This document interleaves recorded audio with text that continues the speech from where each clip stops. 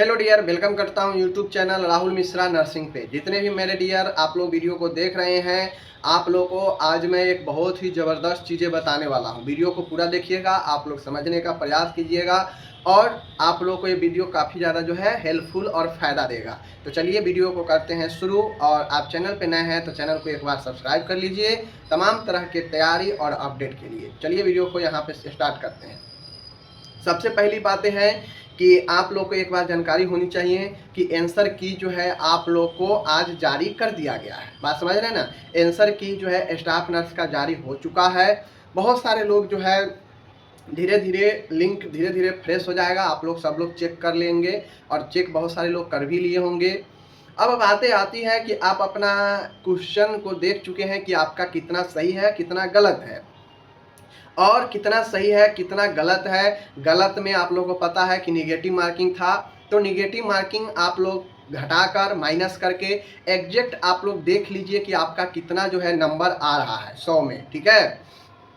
अब आप लोग को ये चीज़ अगर पता हो जाता है तो आप लोग बहुत सारे लोग दुखी हो जाते हैं। मानिए बहुत सारे लोग जो है जिनका नंबर लगता है उनको कि कम आ गया है तो दुखी हो जाते हैं अभी से कि मेरा नहीं होगा, इतना बहाली आया था चला गया नसीब में से। मतलब बहुत सारे लोग दुखी होने लगते हैं। लेकिन मैं बता दूं कि आप सभी कैंडिडेट को बिल्कुल दुखी नहीं होना है। तो आप दुखी किस लिए नहीं होना है? क्योंकि नॉर्मलाइजेशन आपका होना है। समझ गए? नॉर्मलाइजेशन आपका होना है और नॉर्मलाइजेशन होने के बाद ही आपका फाइनल रिजल्ट जारी होगा। बात समझ लीजिए। नॉर्मलाइजेशन और मल्टीप्लाई जो होना है 0.75 से, उसके बाद ही जो है आपका फाइनल रिजल्ट जारी किया जाएगा। समझ लीजिए फाइनल रिजल्ट। तो जो भी लोग कैंडिडेट है, अगर आपके पास कम मार्क्स आ रहा है तो आप टेंशन मत लीजिए। हाँ, लेकिन एक चीज़ होना चाहिए, जो मिनिमम कट ऑफ जैसे जनरल कैटेगरी के लिए जो मेल कैंडिडेट है जनरल में उनका 40% है, उसी प्रकार से जो बीसी में है उनको 36.5% है। SC ST और अदर कोई भी महिला कैंडिडेट है सबको 32% कम से कम लाना है।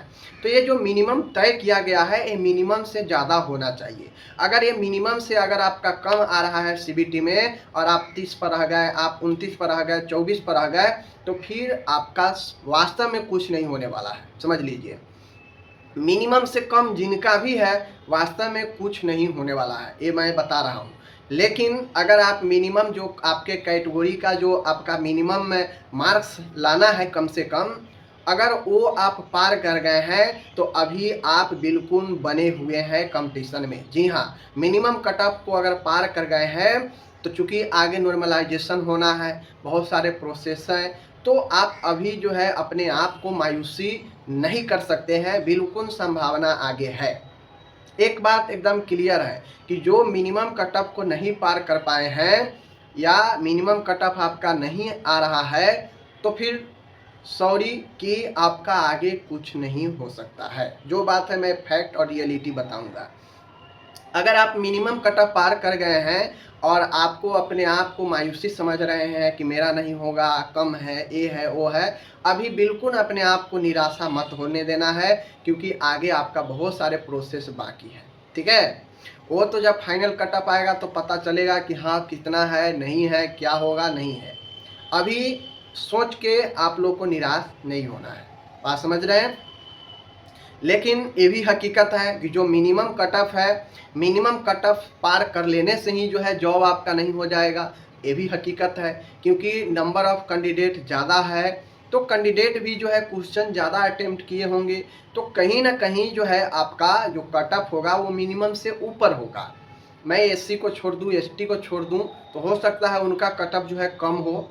समझ गए? उनका कट ऑफ हो सकता है कि 32 पार करने के बाद 38 हो जाए, 40 हो जाए और इतने ही पर उनका जो है सिलेक्शन हो जाए, 45 हो जाए, सिलेक्शन हो जाए।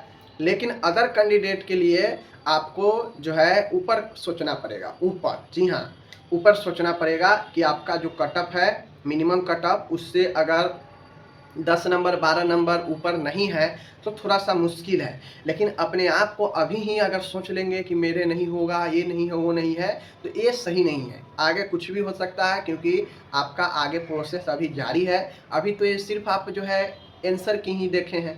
तो निराश किसी को भी नहीं होना है, लास्ट तक उम्मीदें रखना है।